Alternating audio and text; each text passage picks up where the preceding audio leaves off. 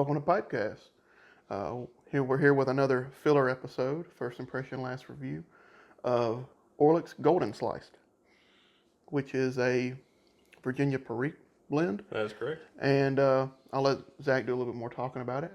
As you can see here, the Orlik comes in a nice, really seamless flake, and it is composed of Virginias and Perique. Now, I suspect that there isn't quite as much Perique as there are Virginia. I think this is a huge Virginia base that they're building on. And you can barely see the dark, because the coloration of Perique is pretty dark. And while there are some dark patches here, it's going to line up more so with your red Virginia, and some of these lighter patches in here are going to line up with your bright. So that was Orlik Sliced, Golden Sliced. As you can see, with all those kind of German blends, they're so perfect. All of their flakes are just so pretty. I think you said chewing gum. Oh, yeah. Yeah. So I've been smoking Orlik on and off for 10 years, I guess. It's something that you can always come back to. It's a very reasonable vapor blend. I have others that I prefer more, but there are a lot that pale in comparison to Orlik. Orlik is a great middle ground for anyone to begin smoking if they're looking to venture into vapor. Interestingly enough, though, I hadn't smoked Orlik in a long time, and I think I'd actually made comments previously on Orlik being light on the Perique.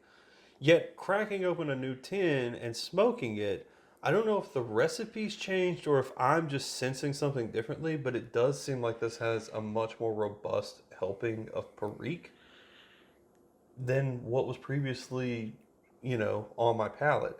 I'm used to a very light, grassy Virginia with the citrus topping or note in there, almost orange-like, which I always enjoy with Orlik. But the Perique is very light peppery on the back of the nostril. You sort of sense it, but it's not so much like you would expect from, say, FILR by GLPs, or even, what's another good one? I think Escudo is a little bit more robust in terms of the Perique content as compared to Orlik.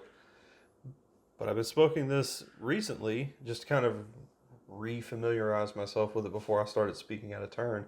And it does seem like the blend has changed slightly, unless I've just randomly gotten several flakes that had more Perique than what I'd previously had, which is a pretty weird phenomenon because they were very consistent. And I don't think I've smoked Orlik in about a year or two. So it's kind of crazy that out of nowhere there's this heavier Perique element that I'm sensing. And when I say heavier Perique, I'm talking what would be, so you would have the light pepper, just a twinge, you can sort of feel it. And then you have a medium pepper, which means that you're looking at 10 to 20%, maybe less, in the Perique category. And then you have those heavy hitters where it almost feels like you're eating sushi with a wasabi, or horseradish sauce. And it really, if you just sort of take to it too quickly, all of a sudden your sort of eyes water a little bit and your nasal cavity clears up. That's the level that I've been experiencing with the last little bit on this. So it's pretty crazy. I was actually kind of surprised by it. Yeah. Because I've said in the past that I thought that this was a pretty light Perique. I know I've said it on this show, and I've said it to other people that, it's very light, so, you don't have to worry about, there's too much spice or anything like that. It's really more of a Virginia lover's dream because it's just a little bit of a condimental, super light, Perique. And now it seems like I've got this wasabi Perique, and it could just be that, I've just got an off blend, but this is much spicier than previous blends of Orlik that I've smoked. Now this tin, how long have you had this tin? This tin's the tin that we cracked open is a year old. Now how long had it been opened? The tin itself. So I jarred it and everything probably when I opened it about a year ago. Because I'll do these fits where I'll go through a particular blend, and then suddenly I'm not interested anymore. But then I have a half a tin or almost a full tin So then it just goes directly into a jar. And it'll sit in the jar until I'm ready to either A, revisit it, B, remember it, or C, someone asks for like like kind of a comment on it or a Yeah. recommendation. And I'm like, well, if you're trying to do this, let me go pick up some of these. I've always been more of a Reiner Gold um, vapor with a touch of white burley smoker.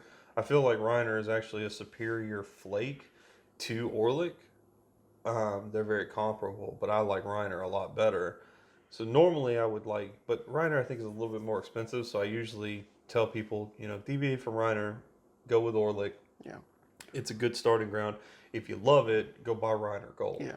Now it is. Do you think the age, even though it's just been a year, do you think that could have done something to the Perique, or were you feeling that last year before you jarred that tin up? My memory doesn't serve me. So, like, I'm just going to assume that it has probably nothing to do with age. I just am misremembering how much Perique was in that particular blend. And I'm just remembering from all the Orlik I smoked before that particular blend. So this is my first smoke of Orlik, and I would say I do feel that pepperiness. This is coming off the heels of Windjammer, and maybe I'm used to it by now, but it didn't feel as peppery as Windjammer. But what I did notice, it was funny. I got a hint of something that made me think of some kind of citrus soda. Like I was thinking like Sprite or 7-Up, and then you mentioned that orange, and then it hit me. I get a Sunkist vibe out of this. I don't know where that was coming from, but it's the first time I've ever thought of a soft drink flavoring to a tobacco. But this is quite enjoyable because of my limited experience. I have smoked some vapors and I've smoked a handful of straight Virginias, and I've smoked things like Windjammer that are a little bit more of the burper category and things like that. This does feel like a nice little middle between a vapor and a straight Virginia for me. From my palate, it seems very like I've sort of been searching for a vapor to call my everyday vapor, and I don't know. This is enough different because we've talked about this before. The shades of gray between blends, I don't really want to. At this point in my pipe smoking career, I don't want to consume a lot of my time, just sifting through those shades of gray. Those blends that are very close to one another. I sort of want to find a blend that is 100% like a representation of one of the blends. So like straight Virginia, could be full Virginia flake, could be McBaron HHP Virginia, something like that. And then same with, I think we were talking about the Goblin mixture. It's a Scottish blend, but it's sort of like I'd rather just go Latakia. And these little differences here and there, and but this sort of stands out to me as being something different enough, because I didn't think that there would be a halfway point between a Virginia and a vapor blend. Like I didn't really think there would be something that would be somewhere in the middle, and this sort of feels that way to me. I love that this is contradicting what I'm saying about the Perique. It's kind of making me laugh because now it's making me question whether or not there's a problem I'm having with my sinuses, now, as opposed to there being an issue with this being heavy Perique. At the time of this recording, we are going through like a blackberry winter kind of thing. Yeah. And so in the South, if you're unaware, it's sort of when it gets warm all of a sudden, but then it's going to be cold again in a week or two. So, and I have noticed I've had some sinus things the last couple of days. So you could be really right about that. This could be sinus sensitivity, and I'm just not used to it. But I didn't feel like Windjammer when I've been smoking it. Excuse me, was giving me any trouble. It's just this. So now I'm wondering if it isn't Perique at all. I'm just sensitive to whatever topping might be on Orlik, or I'm sensitive to some bright Virginia, which I've experienced a lot of heavy tongue bite. I wonder if it's transitioned to my sinuses. Oh, you are getting some tongue bite out of No, this? no, no. Oh, I'm just saying, like, you haven't been. I haven't been. Yeah. Like, what if I don't know. that's interesting because I would rather stick with the narrative that I've always given that I think that this is pretty light on the Perique. And then suddenly I'm having all this peppery sense, and I'm wondering if I'm just not having a sensitivity to just tobacco in general, just because of this blackberry winter we're having. I don't know. It's strange because even though that is a thing that happens, if you are a seasonal smoker, you sort of got to be aware of that, right? You sort of got to take into account these little moments in the South, of course, particularly in Alabama, where you may get every season in 1 week. Well, the issue with North Alabama is that like we're not south enough to hit a major thing of Gulf Stream, but we're so far north that what happens is that Gulf Stream and that Arctic Stream are contending with one another. So I mean, what was it? 2 weeks ago we had 4 inches of a week ago we had 4 inches of snow. Yep. And now it's 70. Yeah. So this is a weird place to live, and this isn't. Some people are like, "Wow, that's crazy." And this is not unusual for North Alabama. And I think this year, other places are sort of, are feeling it a little bit. Like of course I know Texas had their big issues, but yeah, it is a strange thing, and it's something to be aware of if you are a seasonal smoker, which I am thinking I will try to become. But yeah, I don't know. Only thing I can say is whatever we're smoking right now, this is our opinion of it at this moment in time. We can put a little asterisk down there saying this was smoked during a warm time in almost March. Yeah, almost March. Yeah, we're 2 days away from March. With all that said, this is a great blend. Yeah, I've never had a problem with the Orlik. Like I said, I always return to it. Even if they add more Perique, it still is a great blend. So I'm always going to recommend Orlik. And Orlik is a great starting blend, especially for people trying to venture into vapor. Just like I think if you're going to go heavy into like an English blend, I always recommend Westminster by GLPs. I recommend Nightcap by Peterson. Artisan? Do you recommend Artisan? And I recommend Artisan's usually third in that rotation. Okay. So basically, I start with what I consider like a classic English, which is going to be and readily available. I don't like to send people on like fool's errands like with